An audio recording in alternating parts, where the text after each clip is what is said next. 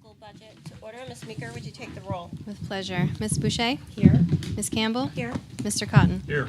Ms. Hastings? Here. Ms. Higgins is absent. Mr. Richards? Here. Ms. Robinson? Here. Ms. Walsh? Here. And I am here. We have a quorum. Great. We're going to start with a brief presentation by our business manager, Mr. Dunn. This presentation is available on the district website. There's also some copies there if anyone needs there's also a sign-up sheet if you would like to sign up in advance for public testimony. Mr. Dunn. Okay, thank you. This presentation is posted in your drive as well, and at that location. Just real quickly, just important dates we'll highlight. We'll do a budget summary. We'll highlight the enrollments, some positions that are still up for debate, other considerations beyond the school district, and then the public information where you can get all this, and then public comment. So first, I just want to highlight the important dates that the budget that you're that's being commented on is for July 1, 2024 to June 30th of 2025, or fiscal year 25. The tax assessment year, which is when the city does their assessments, is April 1 of 23 through March 31 of 24. So you will pass a budget before assessments are done. And then your preliminary budget, which is the budget you're working on right now, we expect you to pass a budget on March 27th. And then in October, we will revisit that once the assessments are complete. So as a summary, you're looking at a general fund budget of 108 million, about 1.7 million higher, or 1.67% increase for the general fund. Our food service fund and our grant fund, which are all independent funds, are there as well, about 2.3 and 5.6 for the grants, for a total of 115,976,482. This is a summary by expenditures, or summary of expenditures by object, which are salaries, benefits, your professional services, purchase property, supplies, utilities, equipment, dues and fees, and principals for debt payments and transfers. That was the raw version. The net version is you have some expenses in here that we are using your expendable trust funds to mitigate, because it's money that you saved in October without creating some of the volatility that I believe you're seeing around the state with various school budgets, because of that adequacy increase driving tax rates down. You put that money all away, and now you're letting that back out. So your net expenditure result really is a decrease of 0.84%, because we're taking those one-time expenses and offsetting it with one-time revenue to try to, again, slowly let that money out to keep the tax rate fairly low. This is your expendable trust balances of what we project to be in 24 and what we project them to be at the end of 25, and what the purpose of those funds are. And for revenues, you have about an 8% increase in local revenue, a decrease of 7.78% or 1.9 million in state revenue, a decrease of about 62,000 or 8% in federal, and about an increase of 2.6 million in transfer. So that's the money that's coming from your trust funds to offset some one-time expenses. And then you have an unassigned fund balance that is lower this year than last year by about 1.7 million. For the local taxes, you're looking at about an increase of 44 cents or 3.23%. On the state, about 2-cent increase or 1.27. Again, I highlight the state, that's just the numbers that they give us. You have no control over it. That is just what's going to be collected by the city from the local taxpayers. And then combined, this is a 46-cent increase or 3.03%. We estimate on a $300,000 home about $138 increase for the local and state portion.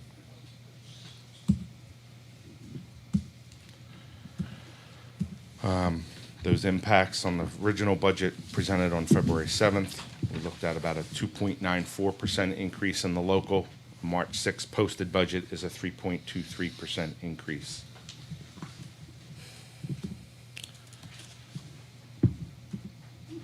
And for enrollments, there is a sheet that's, I think, has been handed out a couple times. There's more copies there if you need it. Just highlighting the ones in yellow are classes that if you reduced by one, you would still be within your policy. Okay? I'm not saying that whether, it just meets your policy if you reduce those by one. You can decide what you want to do, if anything. And then for positions that are still up, these are positions that we've already taken within the budget, a reduction of the Beaver Meadow teacher for the vacancy, the receptionist position that was added in October, we funded that to continue. The 20.20 of FTE of the communications director moved to the general fund, and the adjustment counselor and the director of staff and student wellness, their portion in the general fund, and the removal of the high school assistant principal that was added last year. So that's a net result of a reduction of $8,167. And then also in the budget is a contracted service for a resource officer to be placed at the high schools, at the middle school, similar to the high school. And we pick up 75% of that salary and benefits from the city. Staff requests that were not budgeted but are still up for discussion are two math interventionists, three, two at the elementary and one at Runlet, and then two Runlet World Language positions. And then, I'm sorry, this was while I was gone, so this is information you requested for a floater nurse. Okay? One other thing I want to highlight, because a lot of this stuff is changing, but I want to highlight what I highlighted in the open presentation of the budget back on February 7th. I know it seems like it's 6 months ago, but it was really only a month and a half. The board, working with the board and working with our collective bargaining agreements and unaffiliated, the cost avoidance. One of the top three things in your budget are salaries and healthcare and New Hampshire retirement. This is the second largest item. And I think it's important to note that if the board, when working with our collective bargaining agreements and unaffiliated staff, had not done anything, this budget had stayed on there. If you take the current census and current contributions, would be $4 million higher, or 5.72% higher on the tax rate if we had done nothing. So I think it's important to note, working together, being able to try to contain healthcare costs. Other considerations, as you know, on the tax bill that I get in the city, school district's not the only one. So there's things that the board needs to think about as it relates to negotiations, revenues with adequacy, as we see that that's been highlighted in the paper. We'll see what happens. You have some capital improvements that need to happen, facilities and maintenance that's ongoing, transportation costs, which you'll see in the monthly report in April, that continue to climb, and the food service program, just some outstanding debt and what we'll do with that program going forward. We will not know our grant allocations until April, so this is after you pass your budget. But again, the city still has to prepare its budget, and we don't know what the commercial and residential growth is. We don't know what state legislation will impact our budget as it relates to a variety of topics. And then on the federal side, Medicaid funding and grant funding. The work session schedule, these are all posted, all the minutes, videos to these are all posted on the website. Right now you are at work session 10 with 11, 12, and 13 coming up. With lucky 13 is where we hope you finalize your budget with 5 votes in the affirmative. Again, all this information published on the website. Board members' contact information on the website and here. The full budget line detail is posted and available. And that is the end of my overview presentation.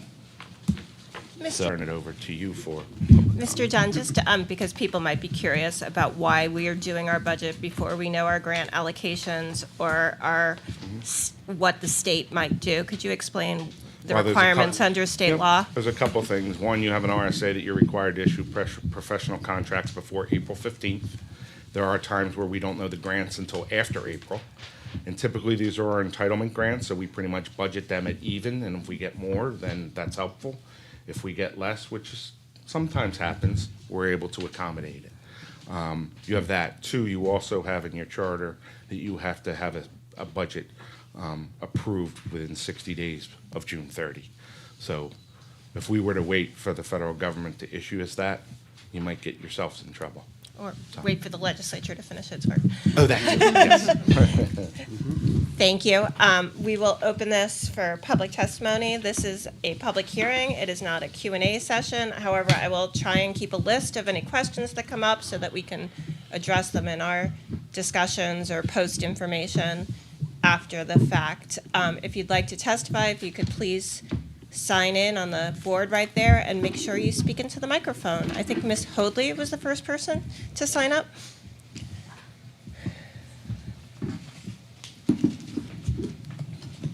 And Terry, if you I heard could. you say this is not a question and answer period. However, what I will ask is for confirmation for what I understand to be true. I believe that does. Microphone, Okay, please. I'll sit down so you can hear me. Thank you.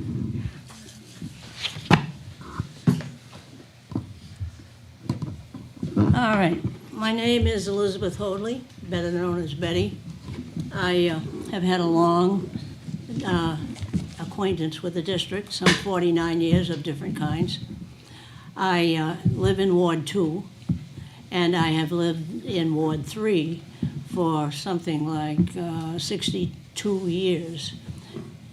Yeah, that's right. 62 years in Ward 3. So if you're counting where people are coming from when they talk about things, I come from the ward that is Mr. Richards and Ms. Campbell. Do I have that right? All I would like to do tonight is just get a couple of confirmations. I've already checked it out with Jack, but I think that our assistant superintendent in charge of special ed will be able to confirm what I think I know. I was very happy to see that you have kept your promise. Last year, at the very last minute, there were 3 math coaches. They were called that at the time, I guess, and now are they termed interventionists? Is that a fancy title for math coach? But anyway, the agreement was that you would pull on 3 math coaches at the end, and it was due for a year only. And now I see that those are not continuing, and so I'm confirming. Is that correct? Is it? Yeah, yes, no, maybe? Can you repeat the question? Well, yeah, can you just ask that question again, Ms. Hoadley? Yeah, I'll ask a question again? Yeah, well, Okay, I'm asking you, is it correct that the math, or the people who are called interventionists are the equivalent of the math coaches that were hired last year but will no longer continue? Can you confirm that that is so? The math coach, there were 6 math coaches in last year's budget. There are no math coach positions. The assistant superintendent for curriculum has proposed 3 math interventionists that are not currently in the budget. Okay, now the next thing is, I hate it when people say, I know, because I want to say, how do you know? Okay, I had come across the information about staffing this year at Runlet, particularly in the autism zone. And I understand that there's major understaffing, and it's not without, and it isn't as a result of people not paying attention to it. I understand that there have been people who have asked to, have been interested in the aid jobs in that zone, and they have been interviews, but those jobs have not been filled. My question is, the question or the confirmation I need, will those openings still be listed in this budget for next year? Because I would hate, yeah, okay, that's all I need. Yeah. Yeah, I can answer it. We're still, Can we, you have about 2 minutes left. excuse me? You have about 2 minutes left. Do I have what?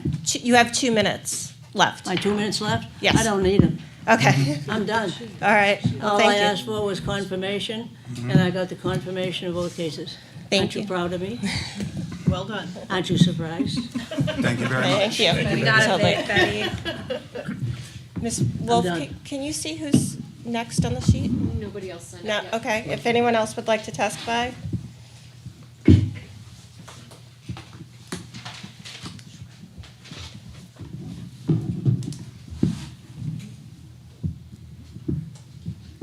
I'm just going to be quick, just because I recently learned from David Gill. I spoke with David Gill about the needs of Rundlet, and he said that he never received anything from the school about the needs.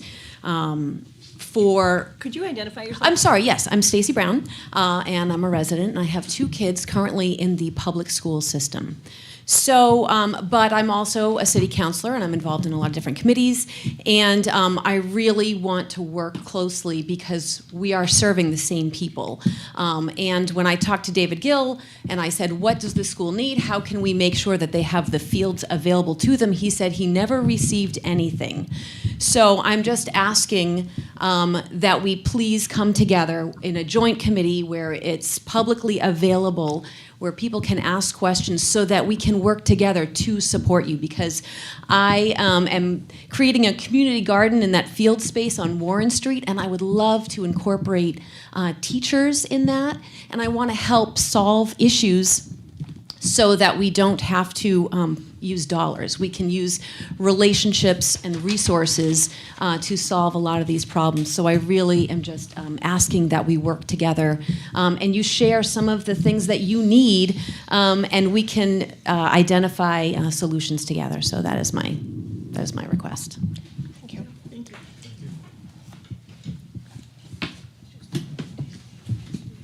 Anyone else to testify? Come on down.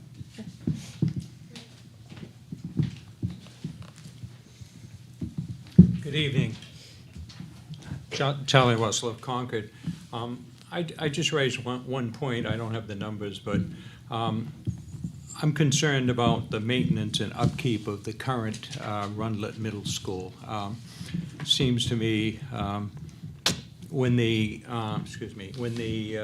information was given to the school building aide, there was all sorts of information that talked about the condition of the school and the security and all the problems, and that was used to justify why all these needs are there and we should do something else. And so apparently that's already established that there are some problems there. And I don't know the numbers. I just think it needs to be looked into.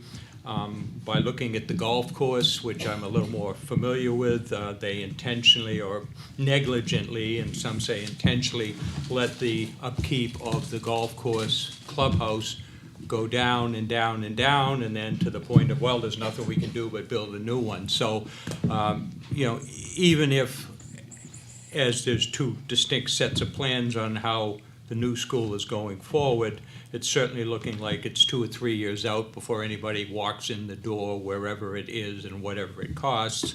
And so let's not forget we have children there, students there, and if you're telling building aid to get your ranking on the list that there's all sorts of problems, you need to be looking at those problems now and making sure there's some money to take care of those things. Thank you. Thank you.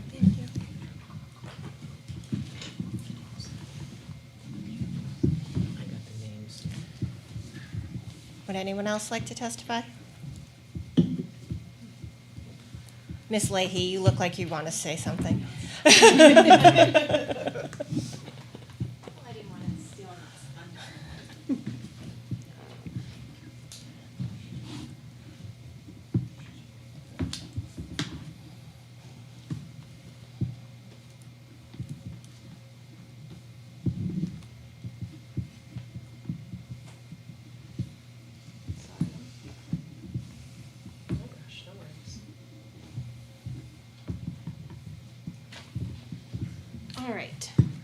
My name's Elizabeth Leahy. I am a resident of Ward 10. I have a daughter who goes in 3rd grade at Broken Ground School. I wanted to talk about the SRO in the budget at the middle school. I've sent a lot of emails and made a lot of comments about it, so I incorporate all of those prior comments by reference in here. I wanted to hit on a couple of points. I went back and watched all of the discussion about the SRO. And just wanted to provide some information on that. So the first thing is that SROs really don't have specialized training that are useful in an educational setting. And so if you look at sort of the national organizations that kind of lead the SRO movement in schools, all of these talk about 3 roles for SROs, which are educator, informal counselor, and law enforcement. And so there was a concession, I think, made by Principal Herbert, and Principal Reardon has made it in the past, that the average police officer doesn't have the expertise to be an SRO. So when we're looking at what's coming out of the police academy, it's not sufficient training to qualify someone to be an SRO. That's not a particularly groundbreaking proposition. So then you look at what the actual training is, and this is available online by the National Association of School Resource Officers. So the training they get, in addition to the 16 weeks in their law enforcing capacity, is a 16-week police academy in New Hampshire. And then in the educator counselor sector, the training available is as follows, which is a 5-day basic SRO training, a 3-day advanced program, and 1.5 days on mental health, which is in 2 weeks of training. So it's not particularly specialized when you look at teachers who have a 4-year degree, 16 weeks of student teaching and exams, and then actual mental health counselors who have 4-year degrees, 700-hour internships, 3,000 hours of supervised counseling. That would be specialized training. So the idea that these police officers have something special to offer in the capacity of educator and counselor is just not true.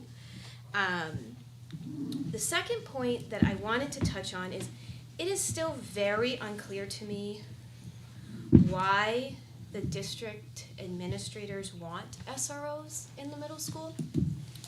There's been a lot of discussion that the proposed SRO and existing SRO would not perform kind of law enforcement duties. They're not arresting people, they're not involved in discipline. That's what they're trained to do. But it's unclear as to what they actually want the role to be. There are these broad statements about relationship building and supporting community, and I don't really know what that means. The most concrete things are talking about, the police officer might be aware of more programming that's available. That seems like it could be a phone call, not a $98,000 annual item in the budget. The other, which is sort of odd example, was they might be able to provide education on things like the importance of wearing a bike helmet. Those were the examples given during the last session, and so it seems like it's not well thought out. It seems like perhaps we want the feeling of safety, but I have not seen ever any data that shows it would make it more safe. Any discussion about what the problem at the middle school is, what the SRO is designed to do to fill that problem, why they think it's going to fill that problem, and what other things have been considered, and why those are not sufficient to fill that problem. The second part of that Ms. Leahy, I think you're about a minute left. I was on the task force that talked about the SRO, and it was very clear that the staff cares much more about the SRO than the students. I think there was a statement that everyone wants the SRO. We interviewed like 50 kids that were hand-selected by the administration. I would say by and large, most of those kids did not have any interaction with the SRO, didn't know what the SRO did, and had no strong feelings about the SRO. And then there were a few kids on either side. That was in stark contrast to the administrators, which seemed to really like the SRO, but when we asked what you liked about them, the examples they gave were not really things that were appropriate for an SRO, like the head of special education saying that it was really helpful for students with disability to be confronted with requests under the authority of law so that they're more likely to comply. We talked to students who had the SRO called on them when they were not where they were supposed to be or using the wrong door. And we talked to the SRO directly, the prior SRO, who said that he spends a lot of time looking at surveillance, finding kids who aren't in class where they're supposed to be. So that was a waste of money, it seemed like, at the high school, and I don't know what the new SRO is going to do that's different. So I would say against that backdrop, all in, we'd be paying $200,000, give or take, for an SRO to perform what seems to me to be a very undefined, vague job, and that's not a really great use of taxpayer dollars. Very briefly, my last point, which is this idea that it's not the school's job to build the relationship between students and the police officers. The police have their own $16 million budget, and if they would like to rehabilitate their reputation and standing in the community, they can do that. It's also a really dangerous proposition for schools to be telling kids that the police are safe when that is not true. For all communities, certainly communities of color and people with disabilities. In New Ms. Hampshire, Leahy, can I ask you to wrap up? I've got just this much. I'm going to be Betty Hody right now and just say I've got a little bit more. But in New Hampshire, 60% of people who are killed by police have a mental health condition, and that data is from 2011 to 2023. In New Hampshire, just last year, the police were called by parents to help a child in Guilford who was having a mental health crisis. He was ultimately killed within 2 minutes by the police. These are the same. These officers that we would invite into our schools are getting that same training. Arrest data Okay, skews. I'm sorry, I need can to send ask. it to us. You can send it to us. I do send it Yes, out. no, Don't. yes. Thank you.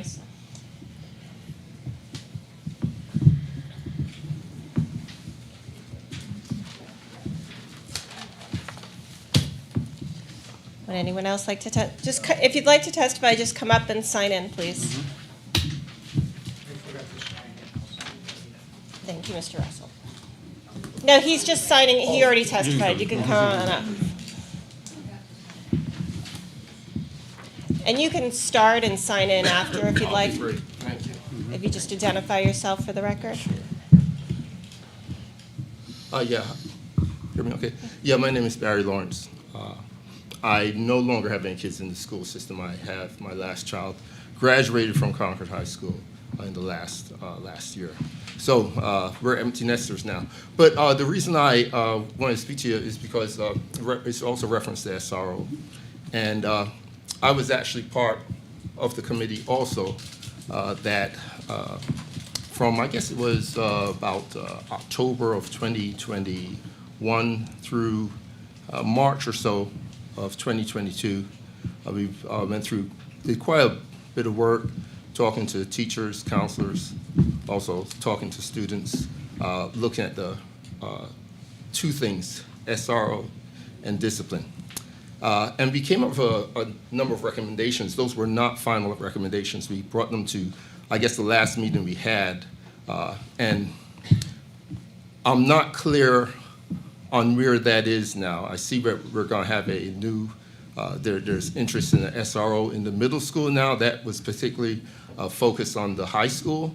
But again, a community organization, a group of committee was created by the request of the community to talk about the SRO and discipline within the schools.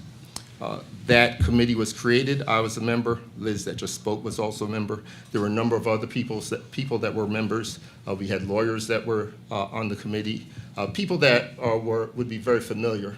And yet, when I guess it was February came, the committee was more or less disbanded. We had a set of recommendations that were not final. We provide those recommendations, and again, nothing was ever heard of it. The only thing that I actually did see was after, I guess it was about a month later in the paper, one of the members said that they were disappointed with the recommendations. I don't think any of those recommendations ever became public. I don't believe that any of those recommendations were actually ever discussed as a committee And my understanding was that, well, they were going to replace the committee members, and then there will be a new committee.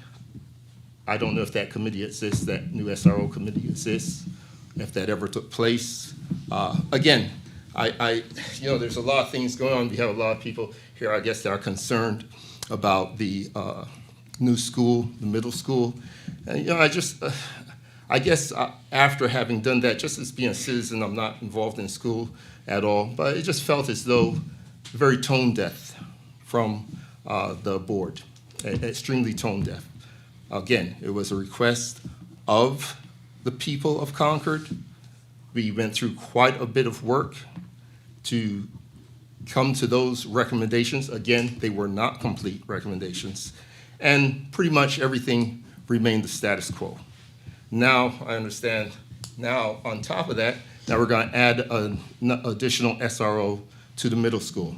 By the way, just the recommendations that we did come up with did not say to get rid of the SRO. Just want to let you know that. It just, better utilization of the SRO was what was recommended. And again, so I just want to say that because with everything else going on within the school district now, I think it's really important that people feel as though the citizens of the city of Concord are being heard and being considered by this group. Thank you. Thank you. Thank you. Would anyone else like to come up and testify?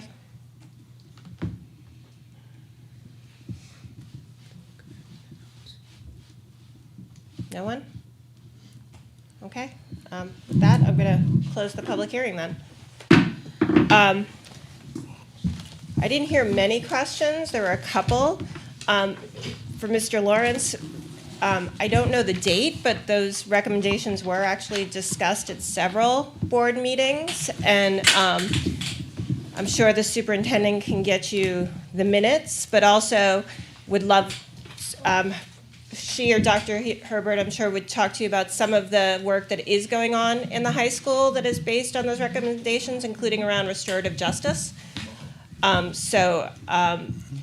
appreciate that. If I can just say, though, I find it remarkable that if that was the case and I was a member of that committee, I was not a part of those discussions or heard about those discussions until now.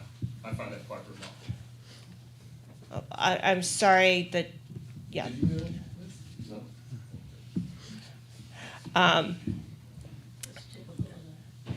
And as far as a joint city community, there is a meeting that is being scheduled for June of the joint city and school committee. I actually heard from the mayor over the weekend that Merrimack Valley might want to participate, so that would be great. And for the maintenance and upkeep of Runlet, Mr. Cashman could elaborate, but he and his team are doing a great job trying to keep together and balancing, making sure it's maintained and safe and the roofs aren't leaking on kids with not spending excessively, as we look toward a new school. Do you want me to Yeah, elaborate? go ahead. We do, every year we do put maintenance in there, and we are looking at security measures over there. I'm not really free to talk about that in public session, but we are taking some security enhancements up there as well. Is there anything else to I go? have a bunch of questions too that weren't answered by email and just now. I can repeat them if that would be helpful.